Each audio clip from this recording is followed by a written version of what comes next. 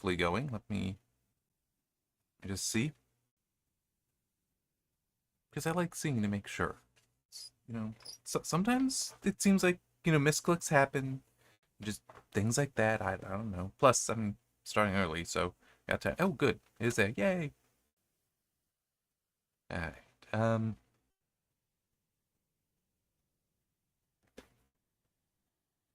I don't really have much to talk about. Well, no, I guess I can talk about that.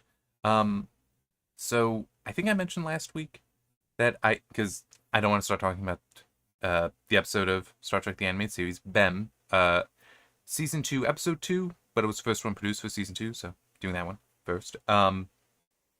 Last week I mentioned that I would be starting on the Utopia assigned reading, and I have, and I've got, I think it's 6 or 7 videos scheduled. They will be coming out starting on Monday. It's going a bit, thus far, except for one thing, a bit faster than I was expecting. Utopia isn't necessarily a long book, but some of the chapters are long. So one of them I've already had to split in two. But yeah, the most interesting part is how frustrating it is, because it's just it's so stupid. It really is. Some of the arguments put forward in there, it's like, wait, no, that doesn't make sense. Here's why. Wait, no, that's a bad argument. Here's why. Yeah, yeah, just yeah.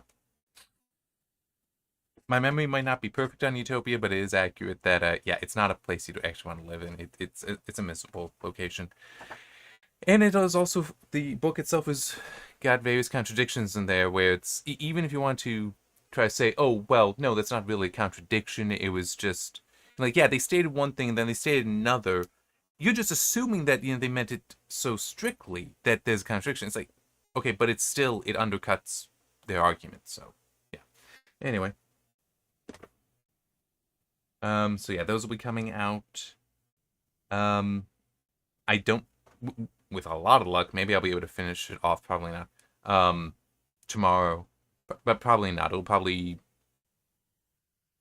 be Monday or Tuesday, maybe Wednesday. I actually will be able to work on it this Wednesday. I'm not always able to work on Wednesdays. Well, I don't always have much free time on Wednesdays, I should say. And Thursday, I basically never do. So, yeah. And then, do the writing or the review. So that'll be fun. Um, wow, this last minute is just dragging on, isn't it?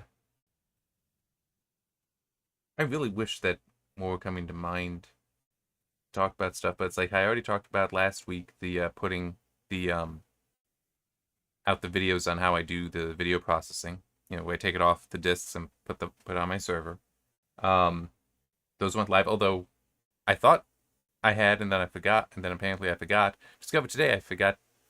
Discovered today I need to set the GitHub repository to public. It had been private. Fixed that. You can find the link to it in the descriptions for the video processing videos and the playlist itself. So, all right, it is time, but I need to get a drink of water. So I'm going to do that quick, and then we'll get to BEM, which is an interesting one. I actually just realized I forgot to give it a. I know it's one of two. It's one of two scores. I'm just. The premise to it is. I guess I'll just decide at the end and put it in. The premise to it is they had two things are going on for the Enterprise. One is they've been given a mission to visit this planet and put down sensors to monitor the indigenous life forms there to see how they develop, which look like mostly dinosaurs, but they're walking upright. So, yeah, it's okay. Yeah, they're just aliens. Um, so that's one thing that's going on. But another thing that's complicating it is they have a Pandroan visitor aboard who is an honorary commander, and apparently it's just some planet, some culture that the Federation has encountered that they're trying to be friendly with. Not necessarily a member of the Federation yet, but he is on board to be an observer. And he's a jerk. He's an asshole. Um, And a point is even made while they're like preparing to actually go on this mission, which is dangerous. It's inherently dangerous because you don't really know what's up with these aliens. You don't know how they will respond to your presence, and also you just really just the mission itself calls for not interacting with them if you can, but it's an unknown environment and all that. But Bem is very insistent that nope, he needs to go along. And Kirk even points out, we've had 6 missions since you joined us. All the others, you stayed in your quarters. Why this one? He's like, this is legitimately, you are in danger coming with us, and we have a responsibility to protect you. You're just going to make this... Nope, have to go. Have to go on this one. Right? And believing that this Bem is not... I'm trying to think of the best way to put it. I mean, yeah, he is a jerk, but you would think there's still that suspicion that he's not going to endanger anyone. Well, not exactly. He puts in the coordinates, he sets the transport controls, and this is all he set up. And I even put in my notes that, yeah, I'm not trusting this. And indeed, he actually set it up so that, like, he picked a maybe that has a cliff over a lake, so that Kirk and Spock would fall into the water. Everyone else would stay up above on the cliff, and then he jumps down. And then we see, as he's, because it's only like up to here on them, that while he's still there, his lower half detaches, goes over, and takes out their phasers and communicators. We find out later he was actually replacing them with fakes that don't work, and then went back, but it's still like, what? We have 2 aliens, like, in the trench coat, top alien, bottom alien. It gets weird in that, because later on we actually see his head floating separately, an arm floating separately. It's like, what? Spock eventually does explain this a little bit, but it's still kind of weird. Along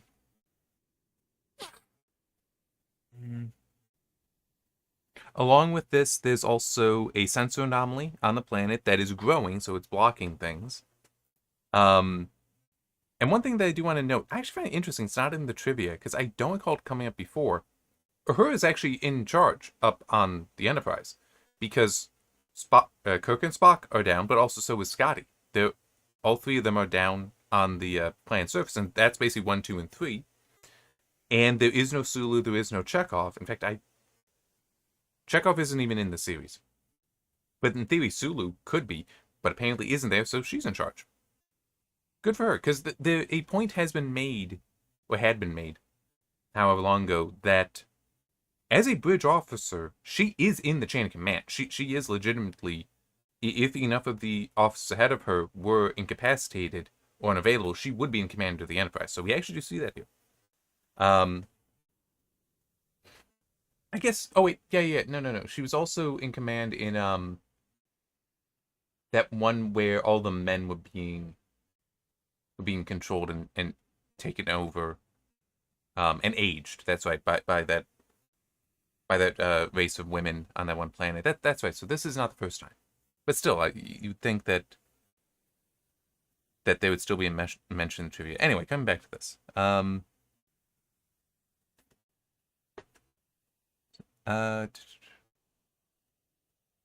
Okay, so as they are walking around, just seeing the planet, Spock makes an interesting observation that is never paid off. There's no larger explanation to it, but, I mean, there are reasonable assumptions that we can make. It's just, it's not actually explained. Which is, he's like, the star is this old, but all the life here is younger. Which, I mean, yes, obviously the life is going to be younger than the star.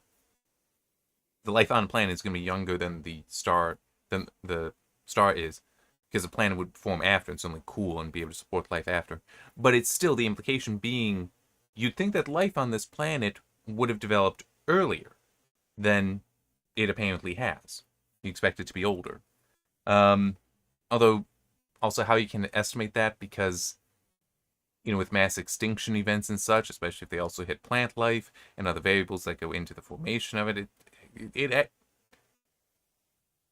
it shouldn't be something you're able to measure by just looking around. Because it's also, he doesn't have. Actually, I take that back. I'm not sure if he has any a tricorder on him, but he certainly doesn't have communicator or phaser.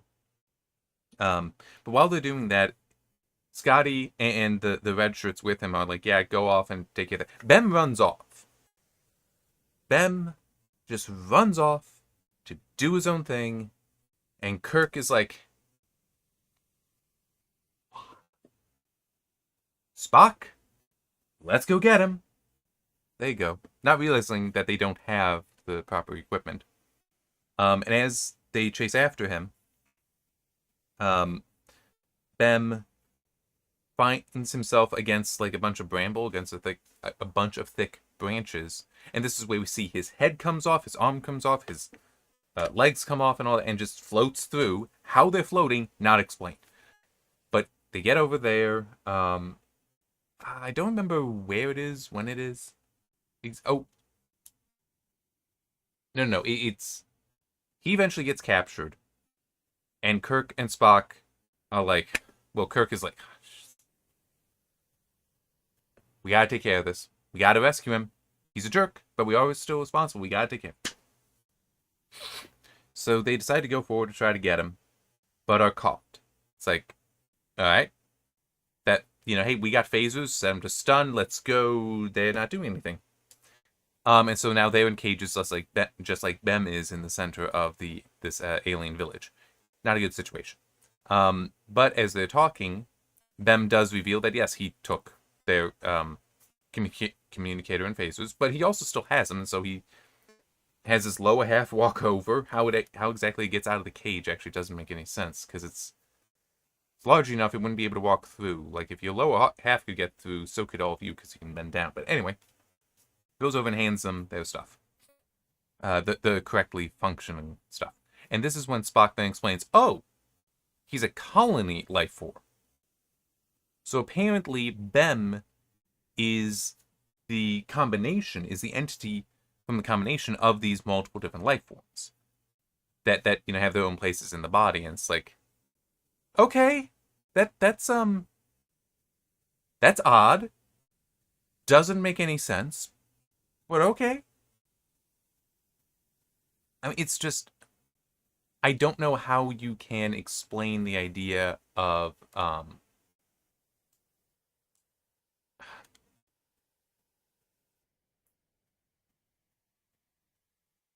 non-independent movement, I guess is the way to put it.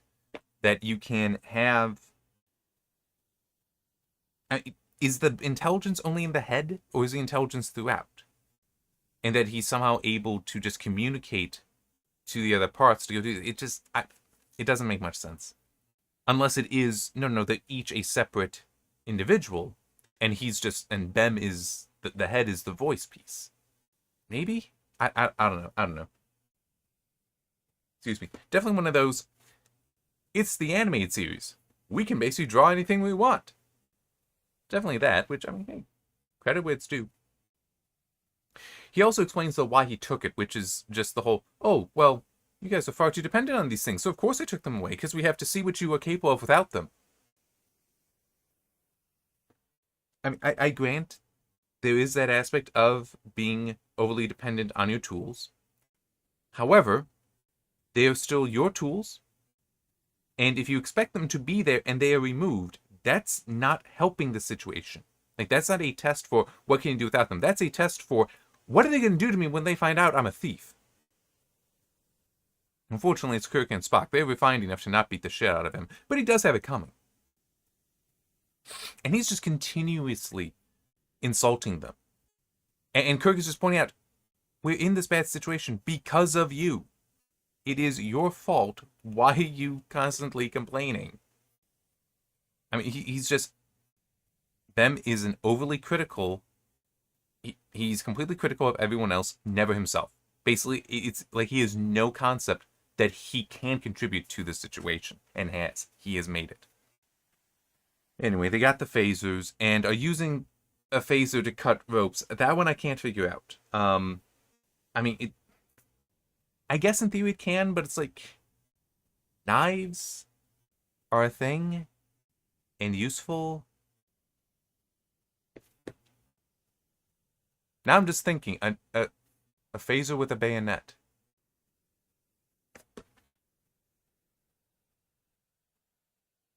It's not as unreasonable as you might think. And bayonets can still be very useful because, I mean, yes, they become less and less useful because we're engaging more and more at range. And certainly, at the point of Star Trek with phasers, you'd expect even longer range. But I could still see there being a benefit to having a bayonet there, or at least some sort of knife attachment, just so that you have a knife with you, and it's part of the phaser. I could see that, like a Swiss Army phaser kind of thing. I could see that actually. But anyway, so they get the phasers, they get out, and they're trying to leave.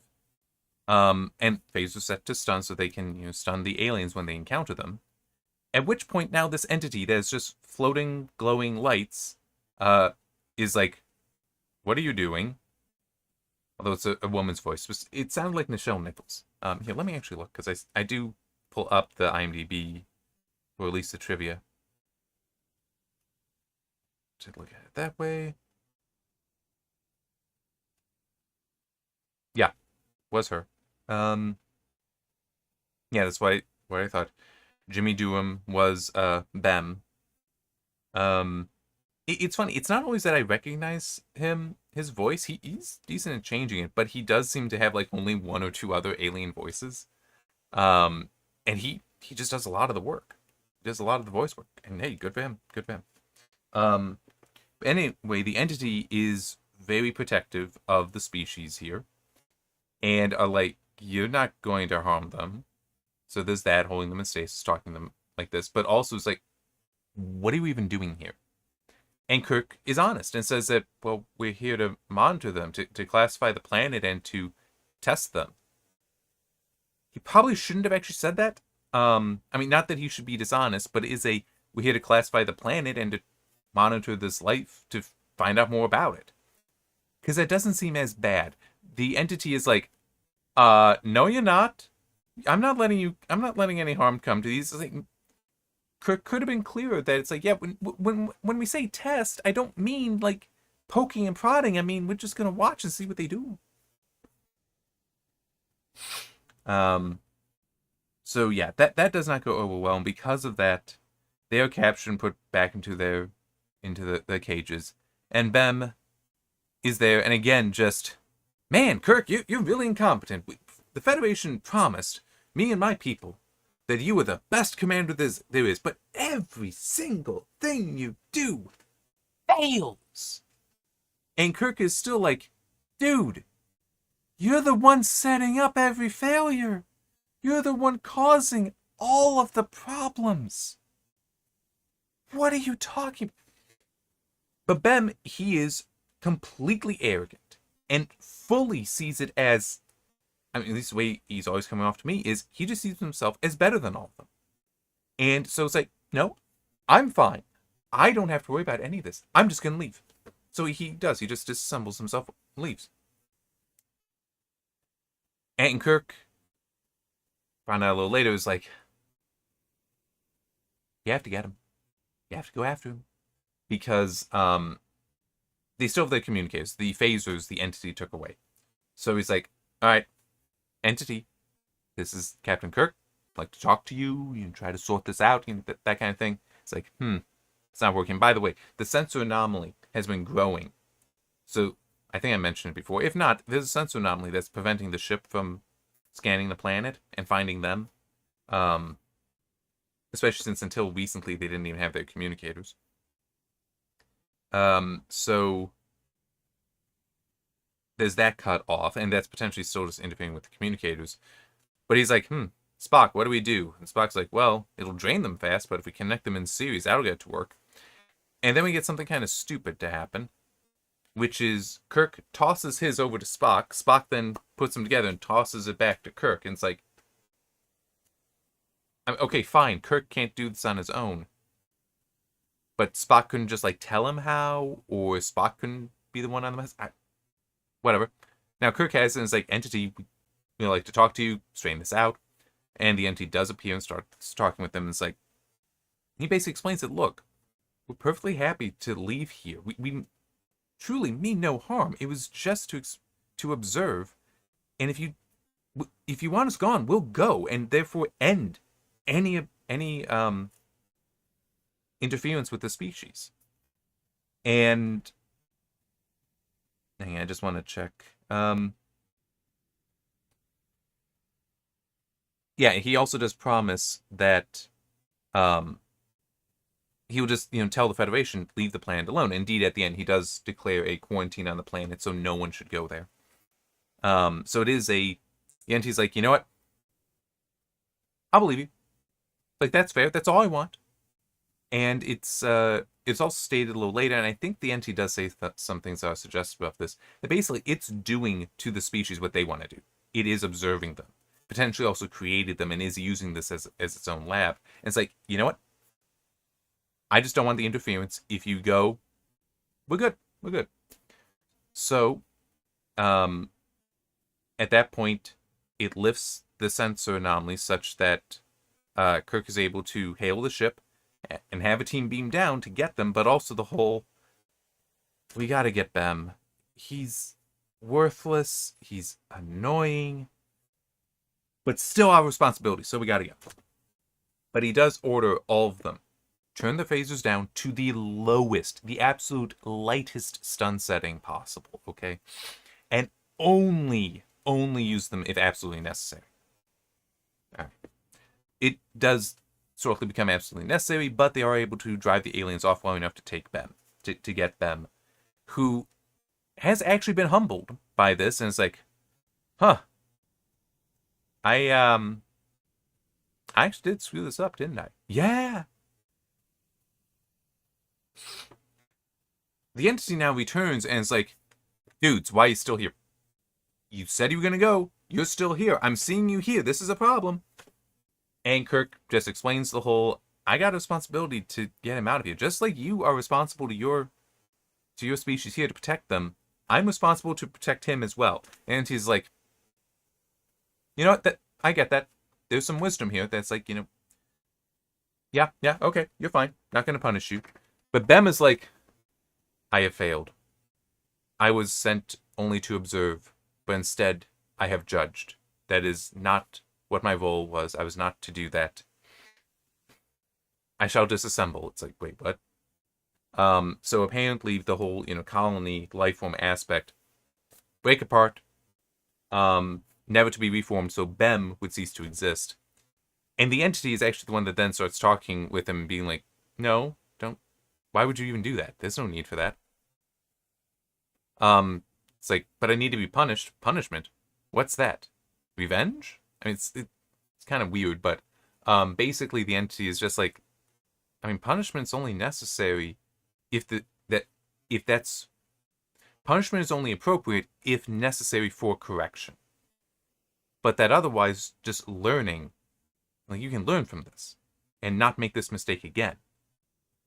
That's fine. That's all that's really needed here. Not entirely. I still think that Kirk would be completely right to be like, hey, you're a colony alien, right? Yes. So does that mean I only have to kick you once or multiple times to, like, kick you in the ass to get you off the ship? Are there multiple asses I have to kick each one of them? Because, I mean, the dude is such a problem. But this does work. The entity is able to convince him that, yes, he doesn't need to disassemble. He was wrong, but he should just learn from this and move on and move forward. And the entity even has something about how this is actually also why I really need you guys out of here, because these aliens, the ones, the dinosaur-looking ones, they don't know this yet. I can't have you guys demonstrating this lesson that they're not prepared for yet. Basically, they do need to be punished still. They only understand that at the moment. They don't understand just learning. So yeah, it's a thing. So then they all beam back up. Bem is better attitude. Quarantine is placed, and there's a little bit of talking about how I'm just trying to think of how to put it. The how they both, the Federation and the entity, wanted to treat this planet and its life forms as lesser beings that they can study. And how, is that appropriate? Because that's kind of playing God and things like that. And it is an interesting discussion, but it is the end of the episode. So it's not like we get too much there. Yeah, I'm just looking over my notes, see if there's... No, not really seeing anything more. So,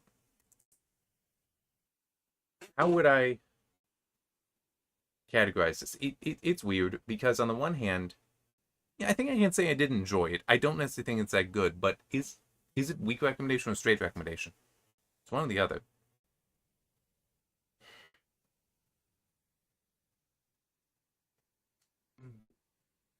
It's just... This is one of those, I wish I had a half between them, but no, that's... Because on the one hand, I do feel like the pieces... And that's not even a fair way to put it. It's not even like the pieces were good, but but what was assembled wasn't. Because no, what was assembled is fine. It just wasn't that strong. It could have used like a little bit more time, a little bit more attention, I think, to refine some aspects of it.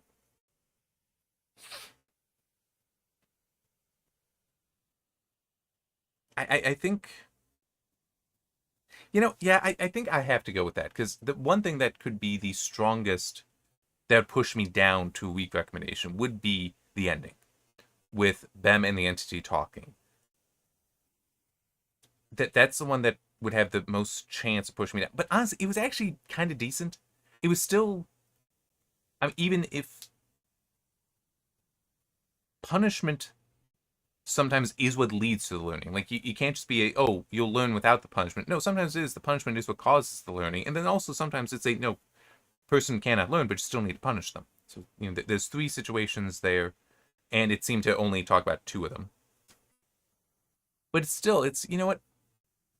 Now I think I will go with the straight recommendation because it's not that bad. It's on the weaker end there. So you know what? Actually, let me do it that way. Let me do it that way. What are some of the others I gave a 3 to? The Territon Instant, I gave a 3 to. Yeah, you know what? So that's straight recommendation. Yeah, that's better. The Jihad was a 2. Once Upon a Planet, 2. Mud's Passion, one of our plants is missing. I don't really remember that one of our plants is missing. Mud's Passion, I do remember. Oh, the Lorelei Signal. That's the one where, because I'm pretty sure that's the episode that Uhura was also in command for. Okay, yeah. Based on the other ones, I will give this a 2. On what else I was giving it, because it's closer to the 2s than the 3s. Closer to the weak recommendations than the straight recommendations. So yeah, I think that is... I think I do have to go there, so...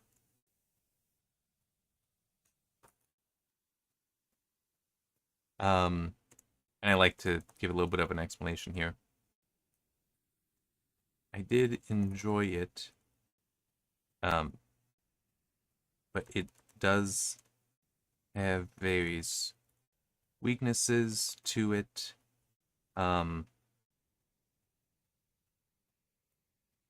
It is closer to other weak recommendations than straight recommendations. So deferring to the weak recommendation. And I know that isn't exactly great, but I mean, if these were scores and not categories, it would probably be like a 2.5 instead of a full 3. But it is a there. What was some of the 2s? Like just last week. Oh, it's yeah, Once Upon a Planet. Yeah, I mean that I don't remember exactly why I gave that to. Yeah, the whole Deus Ex Machina at the end, and see that's part of why what I was meaning. Like last week with Once Upon a Planet, that ending felt so much like a Deus Ex Machina. This did not. This legitimately felt like there was a discussion here that it wasn't as good as I wanted it to be, but it wasn't just a oh no that you can learn from this. You don't need to disassemble. Oh, okay, I feel much better. No, there was actual dialogue there to have more meaning there. It's like okay, so that does strengthen it. Yeah, I guess that is a way to look at it. Once Upon a Planet was a bit more here, and then the ending dipped down like that. This is more flat, so it's lower than where Once Upon a Planet was. It's lower here, but it also doesn't fall down as deep at the end, or it doesn't fall down at all at the end. So it's, yeah, no, that makes me more visualizing it that way. That makes me more comfortable giving just a weak recommendation. All right, want to see what we got next week. It's titled Albatross. Not entirely sure what that's going to be. Just going to see what the description is here. Dr. McCoy is arrested and charged with causing an alien plague. The hell that got to do with Albatross? I I do not know. Oh, and you do get Sulu in this, so interesting that he wasn't in this episode. Because technically he would have been in command before Uhura. Okay. I'm just trying to think if there's anything else to mention, or is this just going to be a relatively short one? But nothing really coming to mind. Fortunately, no additional, at least that's relevant for me to talk about, celebrities died like Randy Mantooth last week.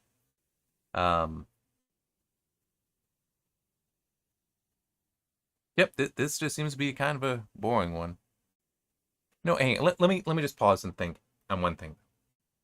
Because I know last week I had talked about how Once Upon a Planet could have been better, what I would have done to try to make it better. Could this one, what would have made this one better? I think a better examination or explanation that the entity put the life there for an experiment, and so, hey, you're interfering with what I'm doing here. So if that were clearer, that would help. Um,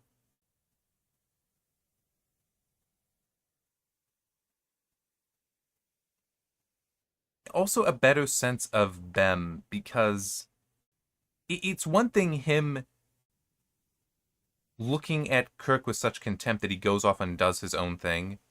He's like, yeah, you're useless. I don't need you. That's one thing, but him specifically sabotaging Kirk, taking away the phaser, taking away the communicator, in such a way that Kirk isn't aware he's without them. That I don't understand. That's the thing where it's like, no, we need to. I'd like to know why. Like, what is it that made him think, yes, I should do this? Because it doesn't make sense to me. It really doesn't. It's just what he did. So yeah, I don't know, but I don't. Yeah, I don't know how to do that better. How do you disable those two, such that it then also leads to demonstration that Bem did it. The Bem intentionally sabotaged them.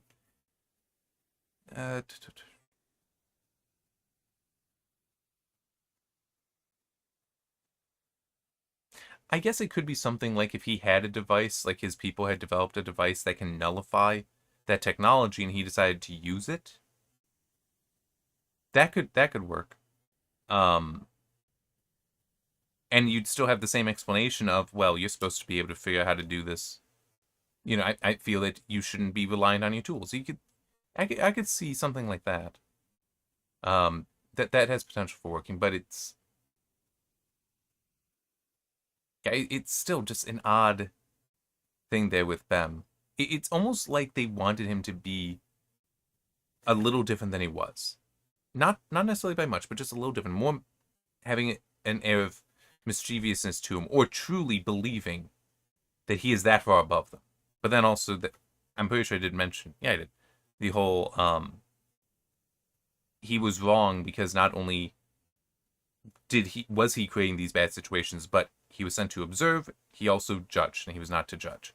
Which is also kind of a weird thing. That's like, whoa, you're that obsessive over what you were specifically ordered to do, that by doing that one additional thing, which yeah, made things worse, but you're making things worse at the start of the episode, so before it was obviously with judging, so you're also just an idiot. But so yeah, I guess exploring him a little bit more would have been a benefit for the episode as well, but I don't really know specifically how that could be achieved. Anyway, that's all I got. That's all I can think of for this one. Maybe it's just been a long day. I feel like I should be able to say more, that there's something more to say. It's just not there. All right. See you next week for Albatross.